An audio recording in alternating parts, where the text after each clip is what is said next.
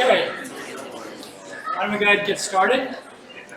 So today is the first of, so we're changing topics. Okay, you've been doing stuff with bits and bytes and floats. Hopefully most of you are mostly done, if not done, with the data lab. It's due on Thursday. Again, encourage people not to wait till the last minute. There's always a few out of the collection of problems we have that might stump you, and you don't want to be caught short of time at the end. But in the meantime, the next 5 lectures, we're going to be talking about machine level programming. Okay, and today we're going to be the first of those 5. We'll talk about the basics.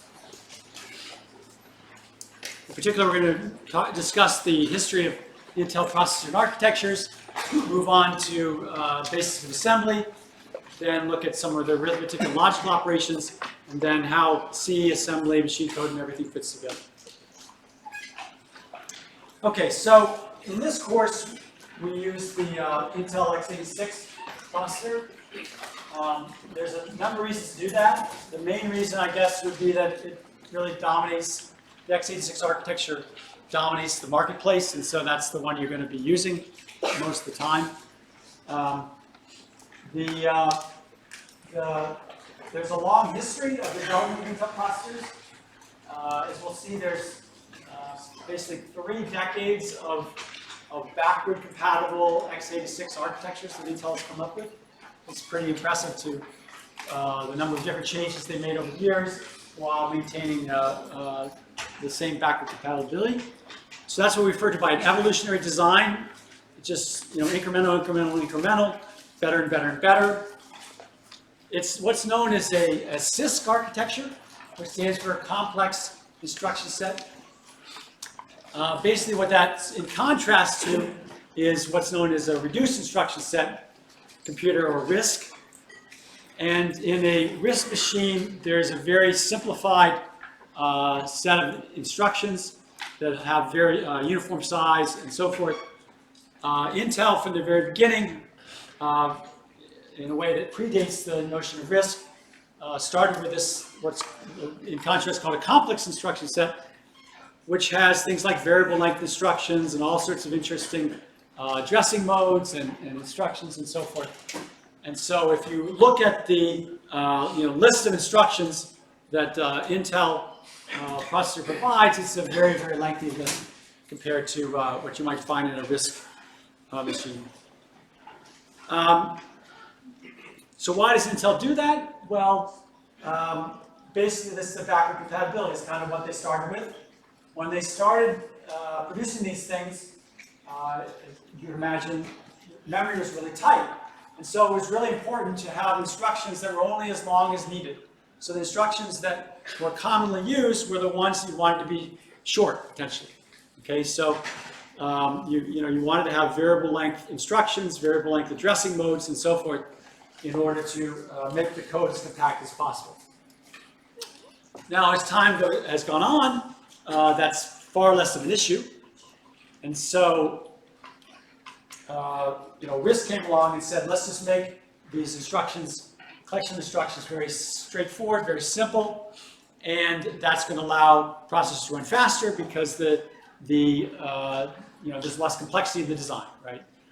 And they're going to be lower power. So you will see today that low-end devices will often have simpler instruction sets, RISC-style instruction sets, particularly for low power.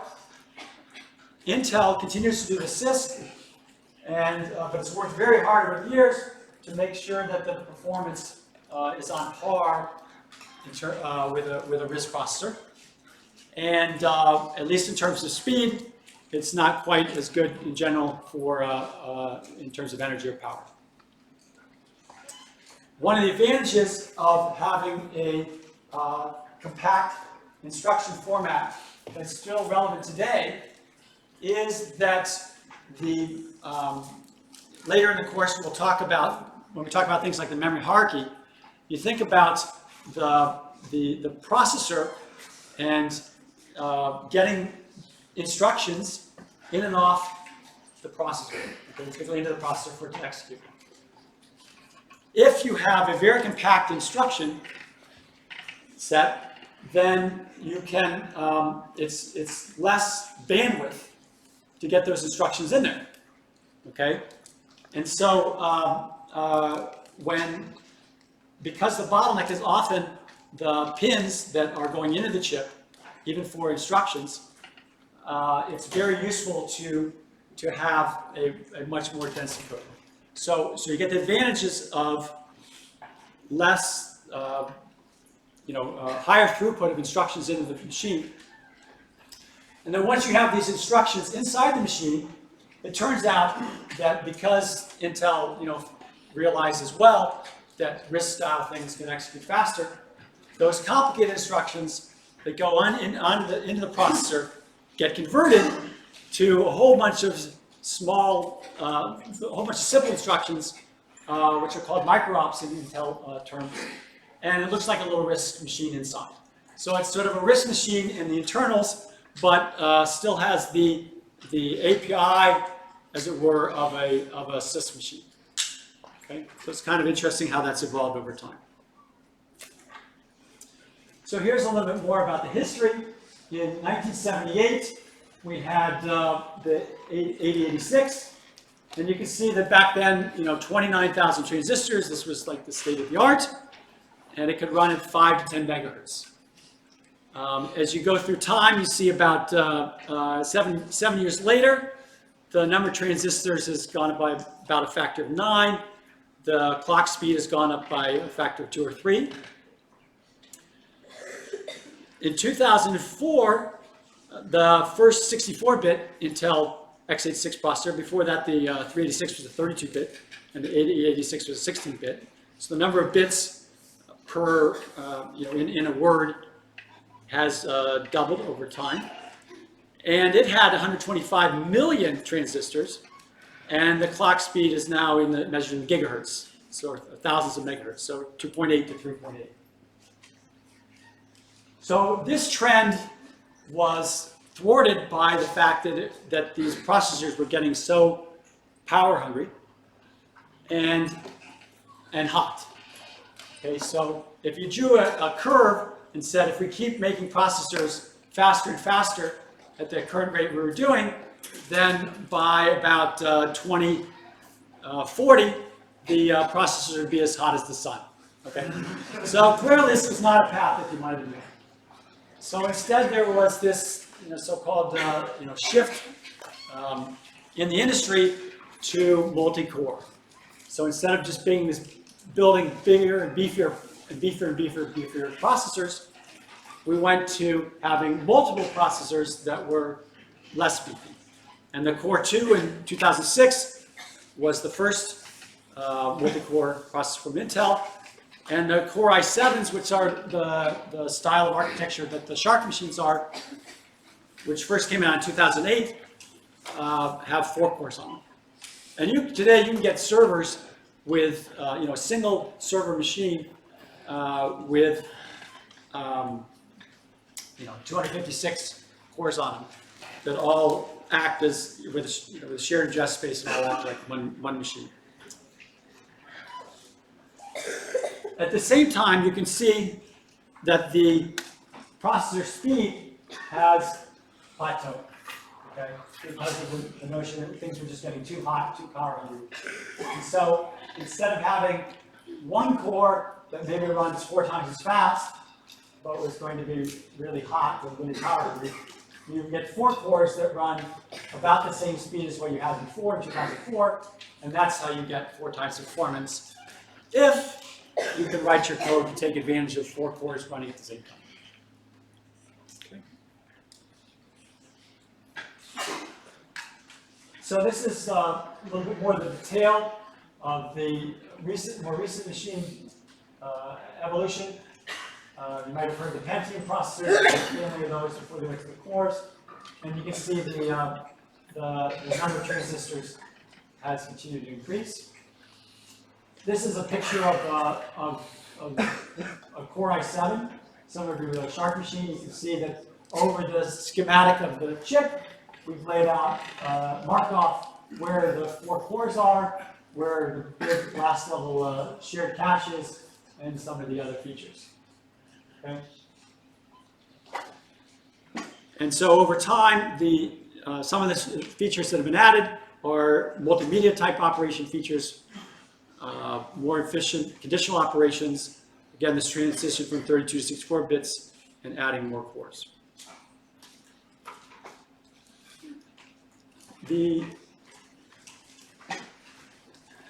Although the number of transistors, as you've seen, has increased by orders of magnitude, the sizes of these chips has not.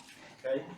And the key driver to making things faster and faster and more energy efficient is what's known as the process technology. It's sort of how small is the basic width of a wire in your system. And back in 1995, the state of the art was 600 nanometers.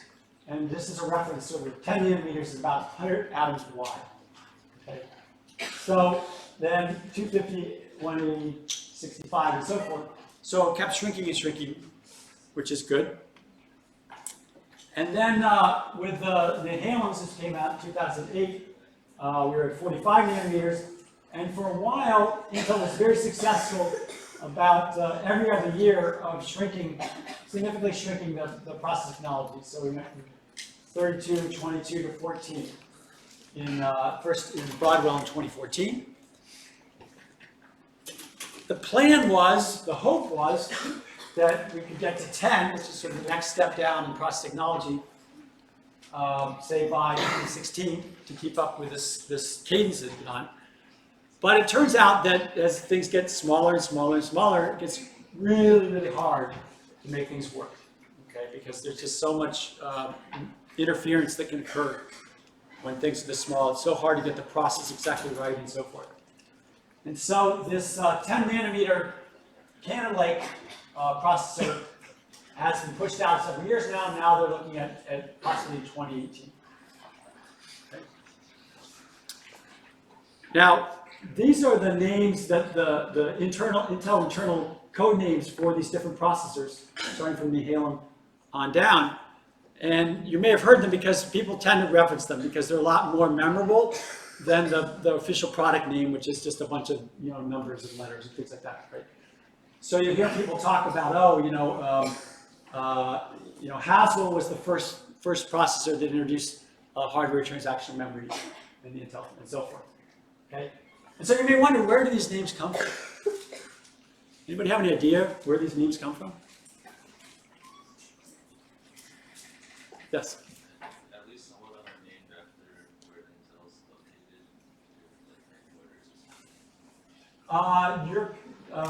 You're close. There's a more general answer to that.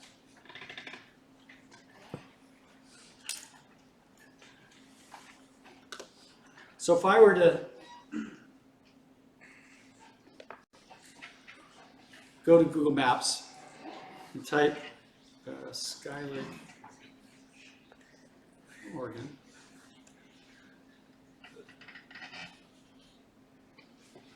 Okay, doesn't really help you much yet, but when this map fills in, hopefully.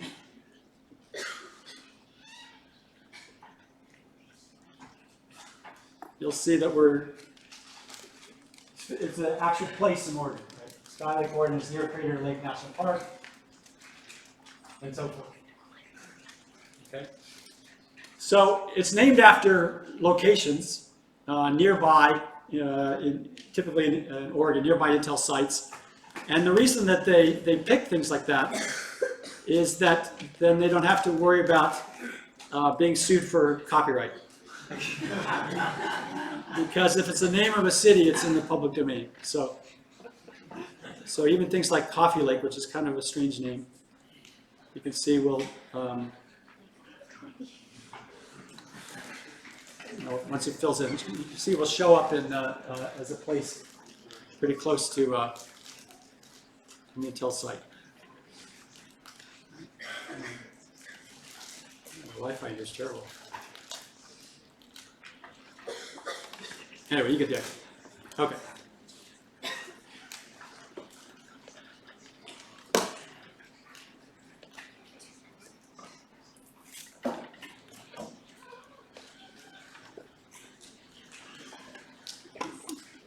Okay, so let's look at Skylake, which is one of the state-of-the-art processors of the 2017.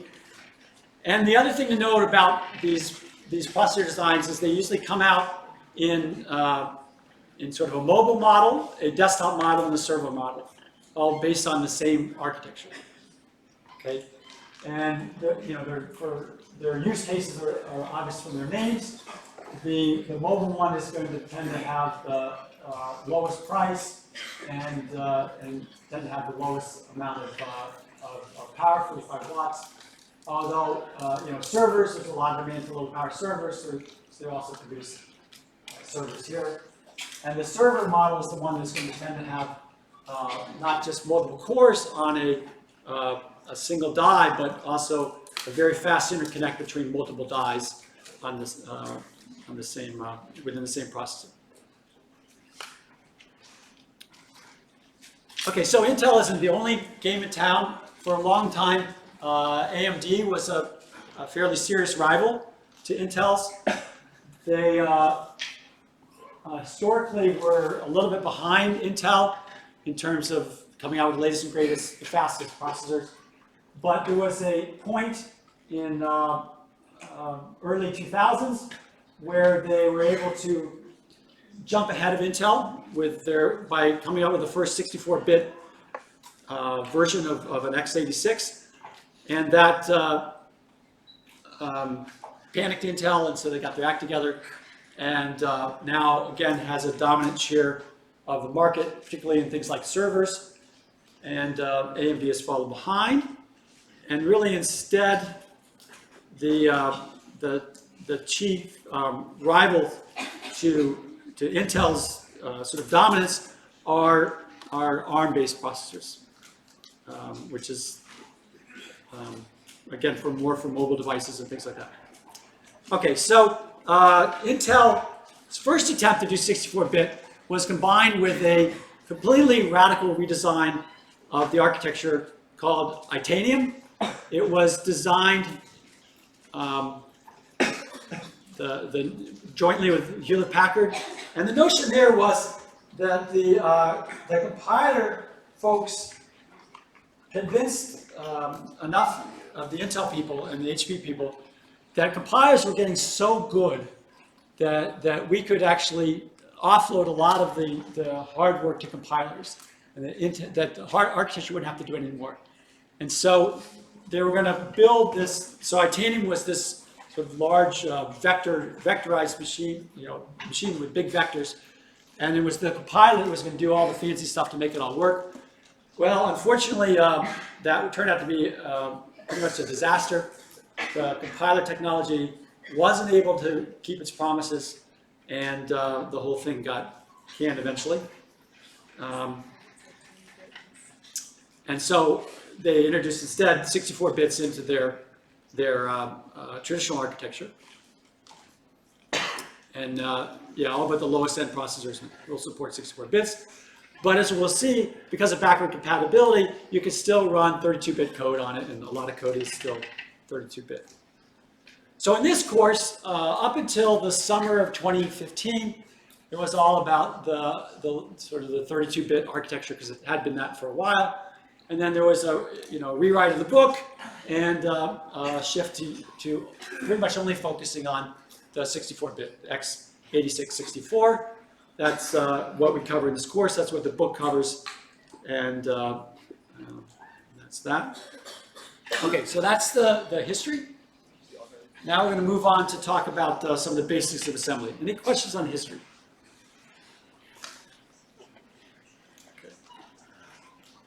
All right, so this picture should be familiar. We've got our C code at the one end, and we've got all the notions that the computer designer worries about at the bottom end, and somewhere in between there's this notion of what the assembly code looks like, okay, what the assembly program worries about.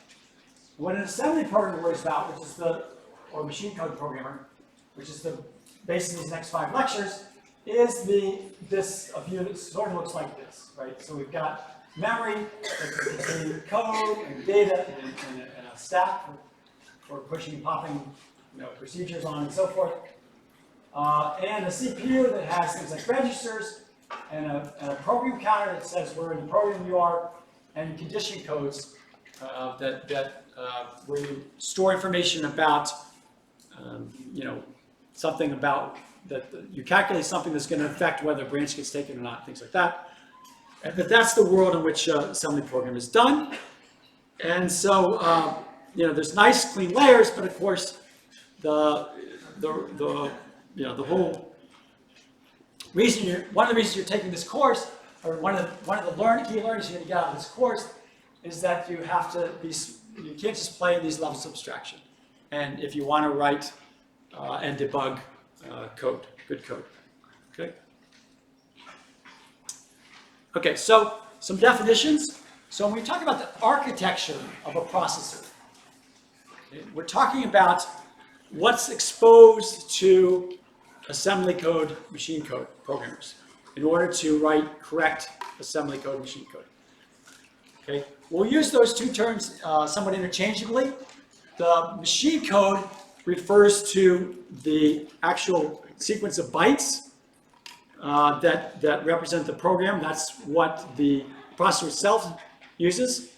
It's not human friendly. So the human version is called assembly code. You'll see what that looks like if you haven't already in the next few slides. And that's just taking these bytes and turning them into things like, oh, this is an add, right? An add of this register, and so forth. So the architecture exposes things like registers and instruction, the set of instructions.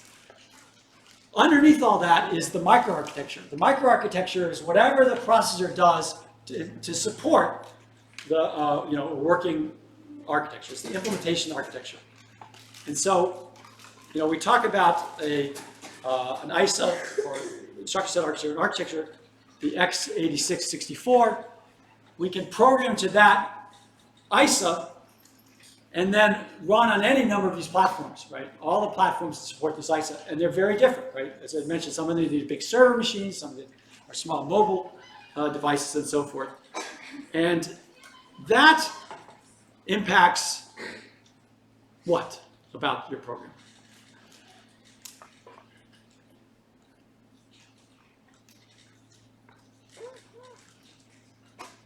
If the ISA is what impacts whether your program is correct or not, what does the microarchitecture, how does it impact? Performance. The performance, right? How fast is it, how much power does it use, and so forth. Okay? So in these next 5 lectures, we're going to focus on this top part. Okay, how can we get machine code and assembly code and so forth? Understand what that looks like. And in later lectures, when we're trying to look at some of the performance issues, we're going to have to dig a little bit deeper and see what's going on in things like the memory hierarchy in these machines. Okay. So example ISAs are the x86, which we talked about in class. The ARM, which I mentioned briefly before, it's used in almost all mobile phones. And then there's this recent ISA out of Berkeley that's open sourced, which makes it attractive, and it's a RISC-style ISA, so it's very simple. I mean, all the instructions fit on it, on a 8x11 sheet, right? As opposed to a 1,000-page manual or whatever the Intel x86 takes. Okay, so this is the picture we had before, where the view of the world is that you've got a CPU that has things like registers, memory, and so forth. The PC is called the RIP for the program counter, the thing that tells you what instruction you're on the program. So that's for historical reasons. It has nothing to do with the fact your program is about to die or anything like that. And I think I talked about these other things. Okay. Ready? So assembly code has data types. There are integer data of 1, 2, 4, and 8 bytes, which includes things like values and addresses. We've also seen floating point data in this class of 4 and 8. There's also a 10-byte version of that. What we're not going to cover almost at the very end of class is that there's also these SIMD, SIMD instructions, and that go with special SIMD registers and special SIMD vector types that are even longer for 8, 16, 32, and 64 bytes. These are very useful for graphics kinds of things, multimedia kinds of things.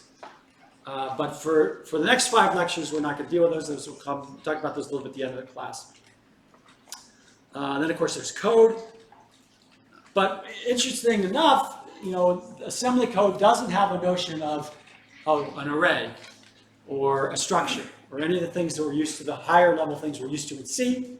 It's really, memory in the assembly code is just a collection of bytes, contiguous collection of bytes. Okay, so there are 16 integer registers in the x86 architecture. They're shown here. They have,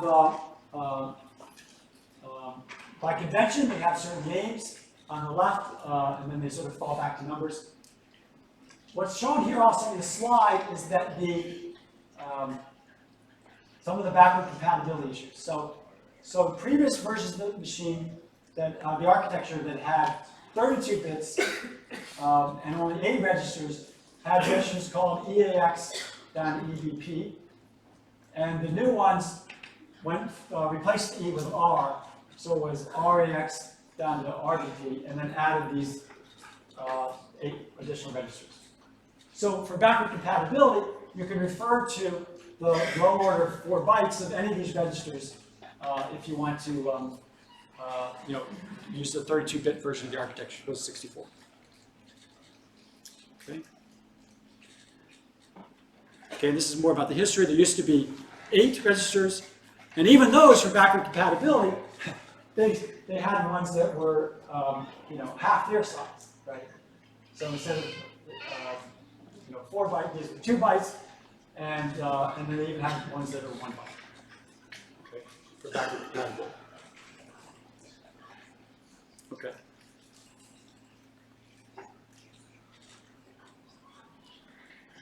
All right, in terms of operations, there's a class of transfer operations that move between registers to registers, or registers to memory, memory back to registers. We'll talk about this first. Then there's the arithmetic functions on registers or memory data. And then there's the control ones. And the control ones we won't get to till the next lecture. So a basic instruction is this move instruction, move Q.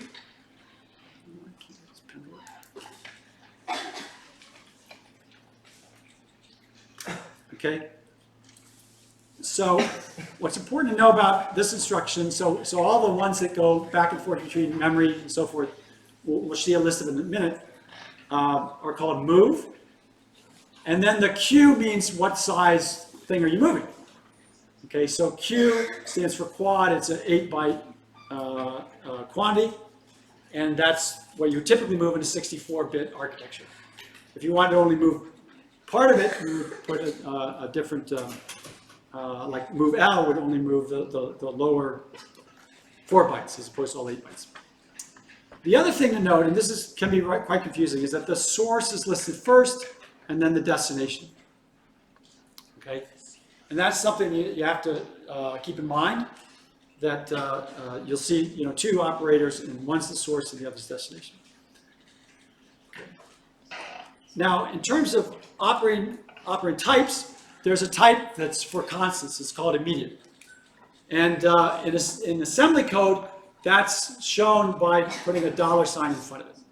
Okay, so you can see there's this $sign right here. And you can use our usual hex notation or integer notation, doesn't matter. And it's encoded with up to 4 bytes. Then there's the registers we talked about. The only one that tends to be reserved for special use is this RSP. It's used to keep track of where the stack is as you're executing. Others have special uses for particular instructions. We'll see. There's to speed things up, there's a convention for which registers, which arguments of a function call get put in when you call the function. for instance. All right, good. Okay, so memory is sort of 8 consecutive bytes at a given address.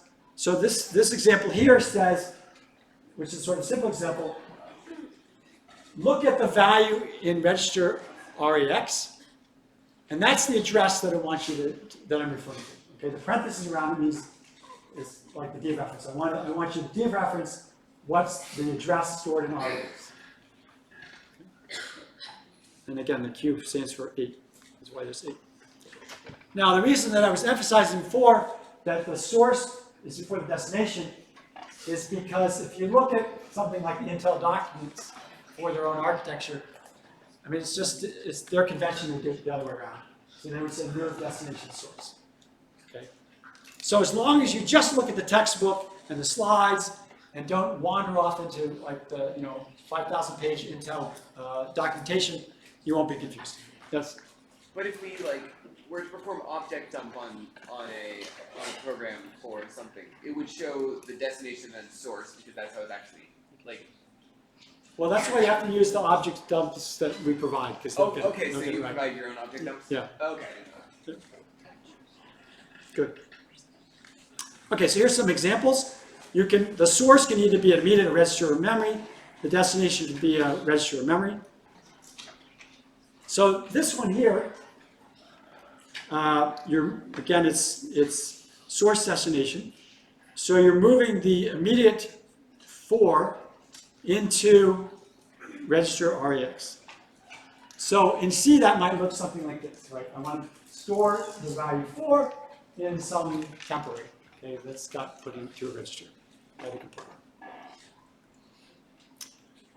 Here you're saying you want to move this minus 147 into not the register itself, but the memory location that the register is pointing to. Okay. So that C equivalent is something like that, where the address of P is what's in the register REX. You can just move between 2 registers. That's like copying between a couple of temps. You can store something that's in a register into memory. Okay, that's kind of like this C operation, store through a pointer. In this case, again, RDX would hold the address of that P refers to, points to. And you can load from memory. Okay, so that would look something like this. Now you can't go from memory to memory within the same instruction. You have to go into a register and then back out again if you want to copy in memory in the standard instruction set. All right, so again, I mentioned this is a complex instruction set, CISC-style architecture. One of the ways in CISC is that there's all sorts of addressing modes. Okay, so the normal one is the one we've been looking at. The address is in the register, go fetch that. Refers to that. You can also put a D in front of it, okay, like this 8 here, and that says I want the address that's in RBP plus 8, and that's what I want you to load. Okay, so it's a constant displacement that specifies offset. So can anybody think of places in code where you might do this a lot? Yes? Accessing array, okay? Exactly right. So RBP might store the starting point for the array, but now you want not the very first element of the array, you want maybe the second or third or fourth or fifth, and to change, you would change the displacement accordingly. Okay, good. All right, so given what I've said so far, can anybody figure out what this function is doing? Okay, so first I need to tell you that the convention about where arguments get stored. So the convention is that the first argument the first integer argument in a function gets stored in register RDI, and the second one gets stored in RSI. Okay, so that's where things are starting off. That's where the values of RDI and RSI are coming from. So what does this function do? Yes. Exactly. It's doing a swap. Okay. So here's what might be the C code for that, and here's the same assembly code. Okay. So let's just step through this real quickly.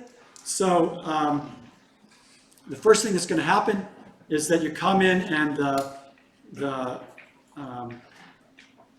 first register points to some location in memory, and the second argument's register, second argument is stored in the register, points to some other location in memory, and now so you got the little mapping here that says that the XP is stored in RDI and the YP is stored in RSI, and now we just step through the instructions.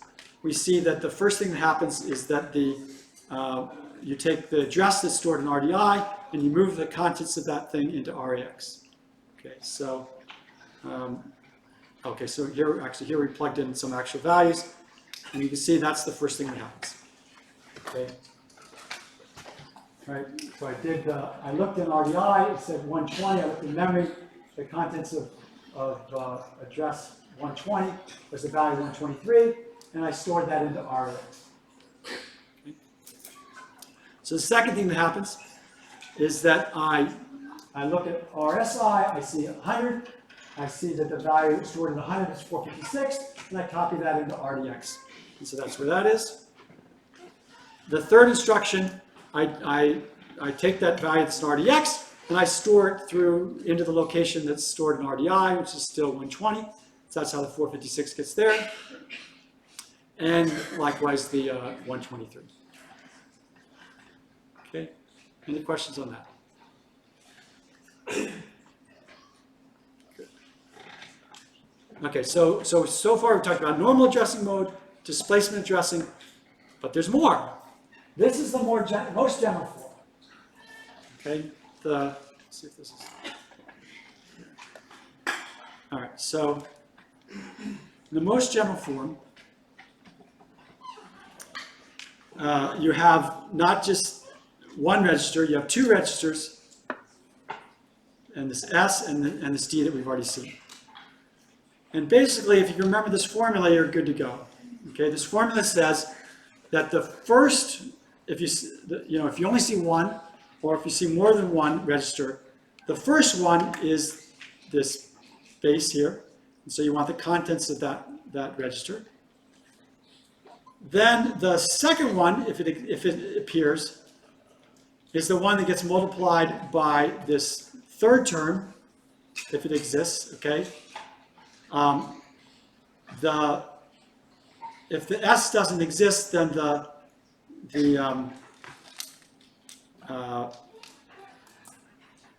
then you can assume it's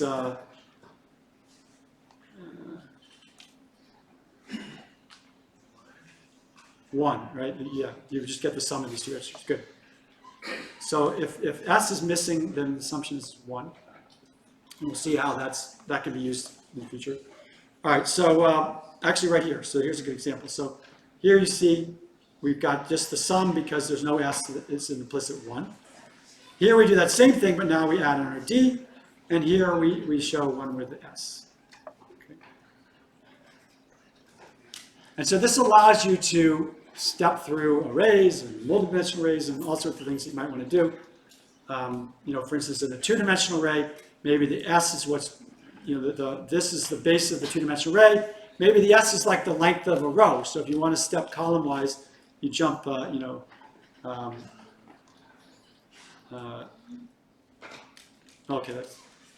that's not good. So if you want,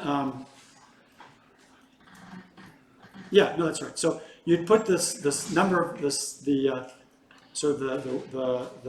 size of a row in this register, and then that would allow you to, and then the scale would be the size of the data type.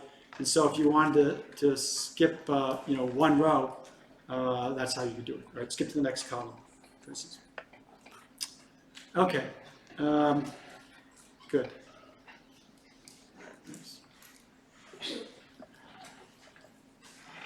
Okay, so, but you're not going to see too many of these really complicated ones in the code you write, but you will see them on occasion, so it's good to understand what they mean. Okay, so suppose you have an expression that looks like this one here, where we have, so what is the address computation going to be? If this is our value of rdx, and now we've got a displacement of 8, then that's, here's our little cheat sheet. Then it's just the value of, that's in rdx, plus the 8 there. Okay, so you get that address here. Similarly, these two here, the rdx and rcx, since there's no s, you just add those together, and so you add the two numbers in the little table, and you get the address. Here, where there is an s, that's 4, you multiply that second term by 4, and that's going to jump you to the address that's shown. And here you can see the base is missing, but that's okay. It's just treated as 0. And so it's just rdx times 2 plus the displacement. Okay? And so it may seem a little odd that you would use the second address. If you only have one address to give, then you use the second address versus the first address. But the nice thing about using the second one is that you get this rate of scaling. So you can multiply it by 2 for 8 automatically, or in one instruction. Any questions on that? Yes? For the last example, would you usually put in like 0x0 is equal to 30? Put in 0x. Like still like it's not there to each, so it's like interpreted as 0, but we would normally put in 0. No, I think this is the convention how you want to run it. Yeah, and that's how it will show up in the code. Something good. Good. All right.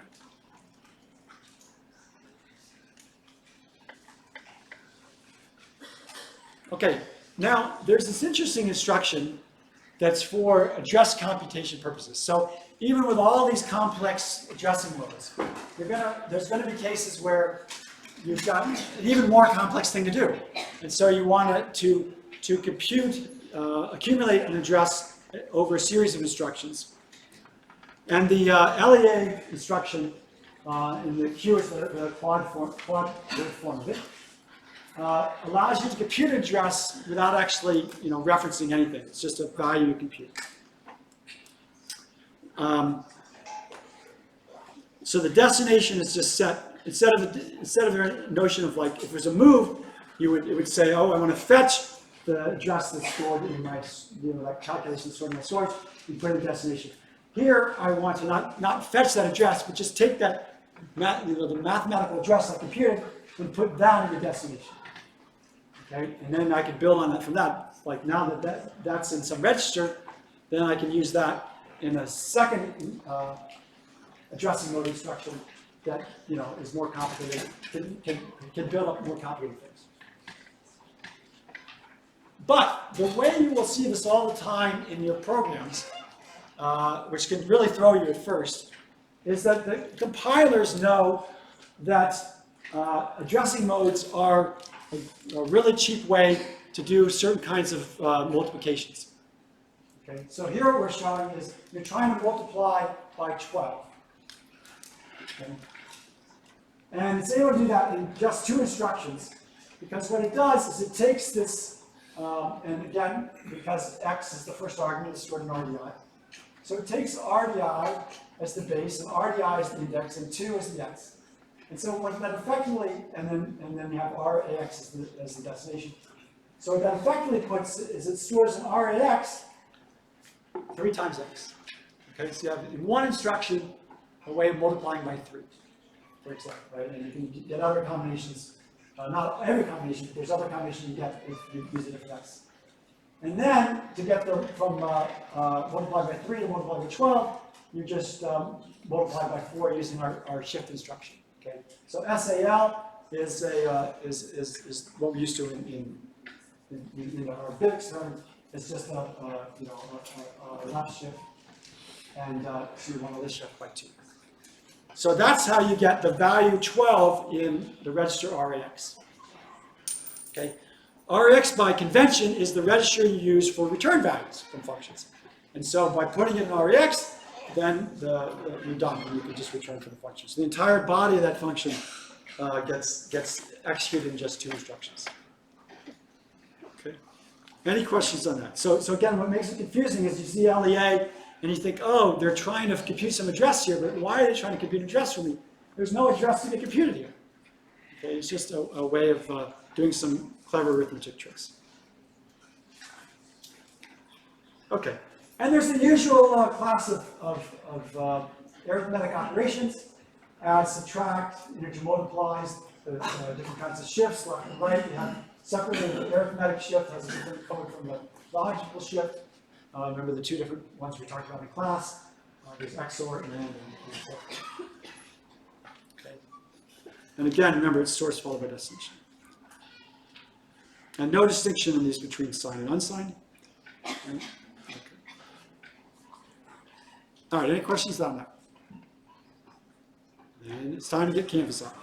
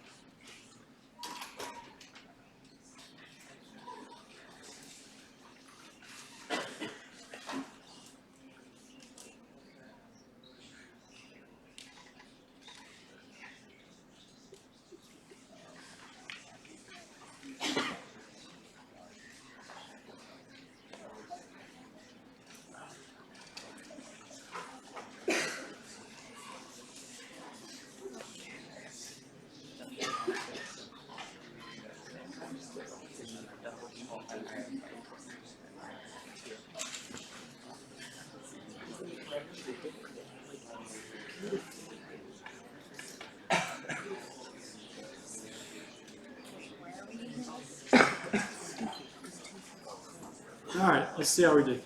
Okay.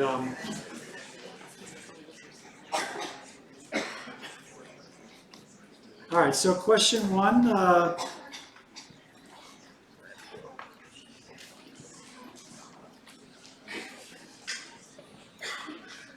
Okay, so if you've been doing a data lab,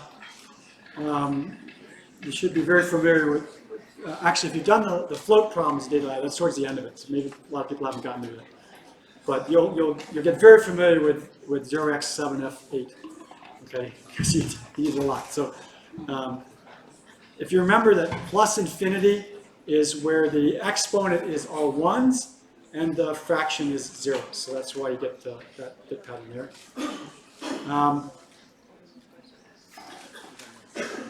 Okay, so the RDI is the right for the answer for the first integer argument. The REX was for the return value. Okay, for those people that remembered I said something about REX, well, that's because it was for the return value. And by the way, RSI is for the second argument. And okay, so here,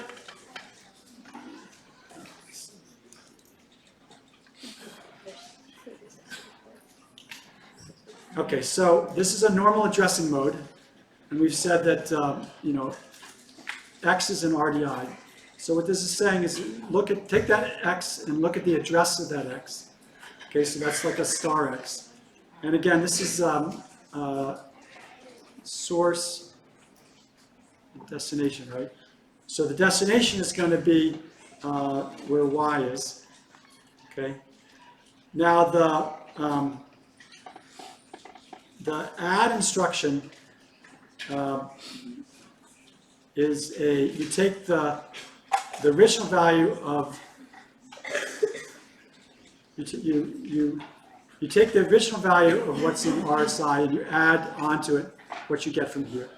So it's this here, right? So it's Y was the original value in that, and then you add onto that. Okay. Good. All right, so I'm going to kill that. I'm going to go back to slides. I'm going to just bring this up. So I guess what I didn't really highlight here was the fact that this format, right? So even though add only has two operands, the source and destination, it doesn't have like source 1, source 2, destination 2. All these operations are an accumulation off of the destination, right? So it's like the plus equals form and so forth that you see. All right. So that was maybe a little bit understood. Okay, any other questions on the quiz? Yeah. I have a question about the instructions. How come there's a logical shift right in assembly, but it's not in C?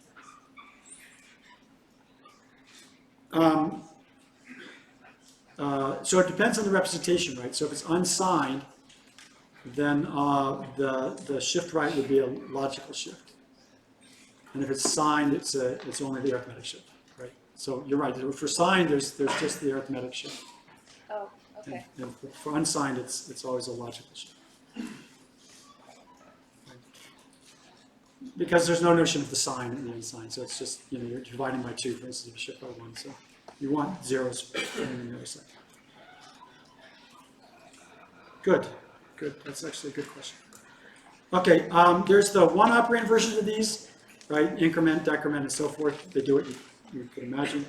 And there's plenty more. You can see the book for many more instructions. All right.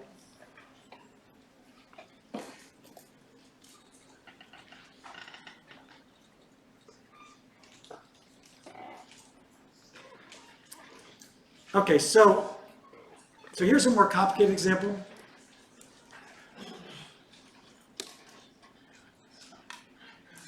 Okay, so what are we doing here? So the first thing we want to do is we want to take x, y. So we know again that x is stored in RDI, because the first argument is stored in RSI, the second argument.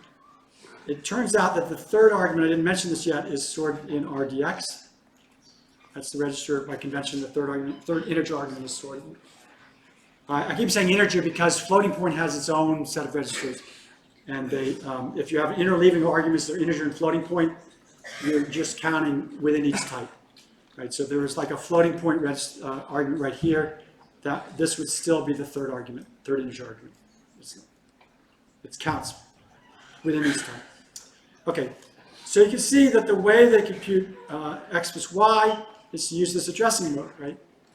That allows you to add up two things and put it in a third thing. Right? So here you'd have this add. So right now this is where T1 is being stored. In our code, we've assigned it to this register REX. And so this add instruction just says take the Z and add it into the T1 and then store the result in T1. So now this is also where T2 is stored. T2. Okay. Then we want to, I guess we're going to do this 48. Okay, so the 48 is done by this trick of taking y and using this LEA instruction in this addressing mode to compute. We get 3 times y here now, right? Because it's 2y plus another y. Then we shift it left by 4, which is by 2 to the 4 by 16. So that's how we get 48y. Okay, is that clear? It's like how we got 12 before, but now since we're at 48, we shift by 4 here. 2 to the 4th instead of by 2 to the 2. Okay? Then we're going to do the addition trick here, what are T3 and T4, and we're also going to throw in the 4, right? So we had this 4 that I kind of skipped over before, because it realized if I put a 4 here, I get that one for free as well. I don't have to waste this up in instruction. Okay? And then I can do the integer multiply of these two, and I'm done. Okay? So what's nice about it, and what's highlighted in the slide, is that integer multiply, which is a relatively expensive operation, you only did once in the entire sequence of code. Okay? Even though there was 2 multiplications in here and so forth. Okay? So if you're familiar with this, this should be relatively straightforward. If this is your first time seeing it, you'll get familiar. Believe me, by within a week, this will start to look quite familiar as you get into the next lab and so forth. So, and throughout the course, we'll just revisit this thing again and again and again. Okay. Now, what I didn't mention is, why do we spend all this time having people learn assembly code? Okay, yes. When do you use the $sign for a number versus just That's a good question. So here it's used as an immediate operation. That's why you use the $sign. Here it's part of an addressing convention where this is always a constant. So you don't have to put the $sign there. In fact, probably be wrong to put the $sign there. Good, yes. Sorry, can you go over how the 48 again? Just like real quick. Oh, sure. Okay, so RSI has the current value of y, right? And if you remember our addressing mode, it says you take the value and you take the S value and you multiply it by the other register, right? So 2 times, sorry, it's S here is 2. And so you get 2 times RSI, and then you have the original RSI, right, plus RSI. Okay? And because it's the LEA instruction that says just compute that quantity and store it in the register, don't actually do any fetching from memory. And so that's how you get 3 times RSI stored in here. And it turns out that RSI is where we had stored y, came in as an argument stored in RSI. So that's how we get 3 times y stored in RDX. Okay? And then we just take RDX, which is 3 times y, and we multiply by 16 by doing a left shift by 4. Okay? Good. Okay, so any other questions? Yes. What is the second or third LEA tree? Like the one right before the I. So this is the one that's allowing us to do this plus this 4. It's kind of cute, right? So if you look at how this addressing mode plays out, there's no S here, so it's just this operation plus this operation plus the displacement. And so that's this plus that plus 4. And since it's LEA, that gets stored, you don't actually fetch anything, it's just that value gets stored in there. So, if T3 is where we're storing RDI and T4 is where we're storing RDX, yeah, I think that's how it's worked thus far, and that's how we get what's equivalent to T5. Yeah. So how did it know that it has to get it to 12 to then multiply it by 4? Like, how does it know that 12 is? So it's, people have been writing these compilers for decades, right? And so they write into the code for the compiler, the optimizing compiler, all the tricks they can think of, right? And this is one of them. Yes? How does the machine know that it can put off adding 4 to X? Like, how does it know that you'll use T3 somewhere else? That's a very good question. So in order to do that kind of trick, it has to run the optimizer, and we'll have one lecture on compilers, because there's a whole chapter in the book on compilers, chapter 5, but we only have one lecture in this course on compilers. But a compiler, the first thing it has to do is it has to figure out all the dependencies between instructions. So all the constraints against what instructions can be moved and what can't be moved. And then once it does that, it realizes that there's really no, first of all, there's no constraint between these two instructions. They don't like share, this one doesn't compute something this uses or anything like that. And so those two instructions can be executed in either order, right? The other thing it has to know is that this value T3, it doesn't need to separately compute that, right? Because it never actually computes T3. So it has to know that the only other place T3 is used is right here. Okay, and again, that's an analysis it does, looking, potentially beyond just this one function to find out. Okay, these are great questions. Anything else? Okay. Okay. So again, this has become more familiar too. So why do we teach you all these things? Because when you're debugging your program, or when you're trying to figure out why it's not running as fast as you'd like, this is the output that you'll see from the compiler. Okay? And you'll look and see, and if you learn how to read this stuff, then you know exactly what your C code got translated into. And that can be very useful for debugging, right? To know what actually came out the other end. Because it may, if there's a bug, it's probably a surprise there somewhere, right? You didn't realize that that's what it was going to do, and therefore you need to fix your code. All right. Okay, so in the last 10 minutes, let's move on to the last section. Again, this should be a review for those of you that are familiar with C. Basically, you have code in .c files. You can run GCC. There's important to know, there's a -0g flag. It's basically optimization level 0. And that's really useful because that will be the most direct translation of your code into assembly. Okay, so that's usually the one that's closest, that's easiest to map back in your head to what you actually wrote. And so we recommend you use that. Higher optimization levels can do all sorts of interesting tricks. They can move code between, across branches and between procedures and all sorts of, and figure out common sub-expressions and things like that.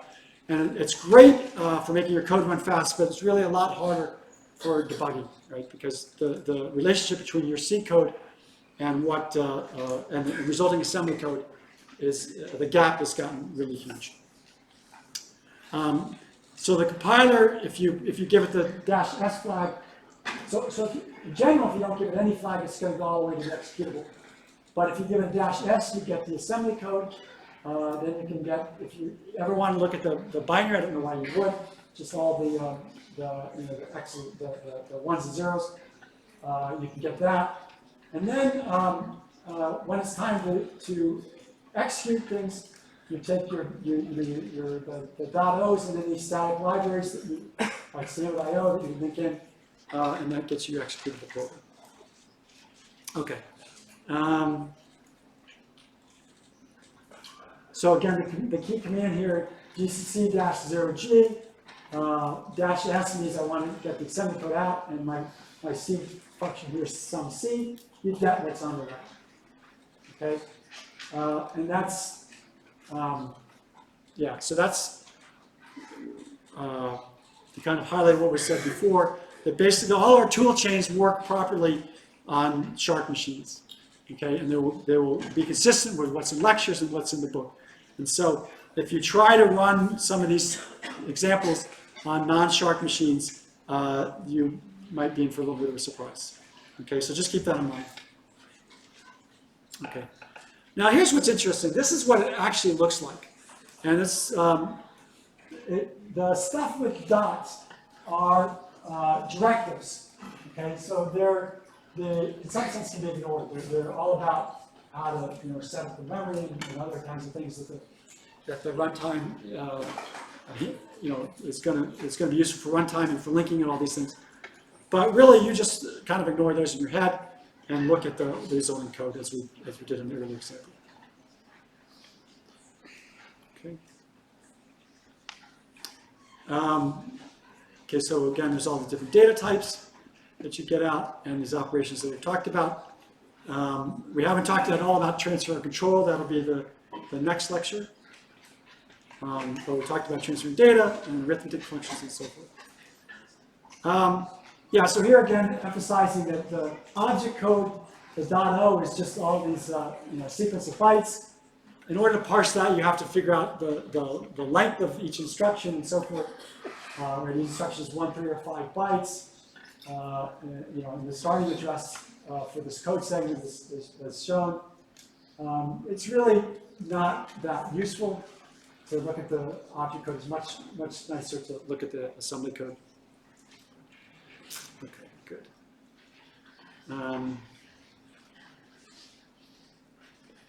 Yeah, and again, you can see that the middle thing is what we're going to be focused on in this class. It's much more helpful than trying to decode the object code.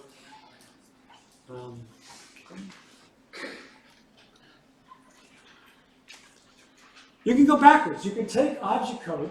Okay, if you have some, if you don't have the source for some code, but you have the object code for it, then you can run a object disassembler that will get you from the object code back to assembly code that you can read. And so this is useful for, again, for examples where you didn't start with the C code originally, right? Maybe there's some other code, you want to look at what it's doing. You can run that on the entire A.out, for instance, and look at the whole thing.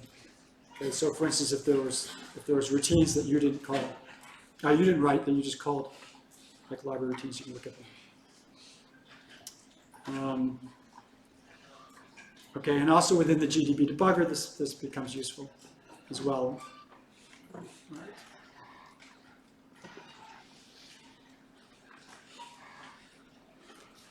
Right, because what will happen is in the GDB debugger, right? The default would be you would get out, like if I said, if you just say dump the contents of this memory location and it's a bunch of code, you would just get out, all this 0x blah blah blah, and that's not all that useful. So you can disassemble it and get out much more useful information even from your debugger. Okay, so there are certain things you won't be able to disassemble if it's,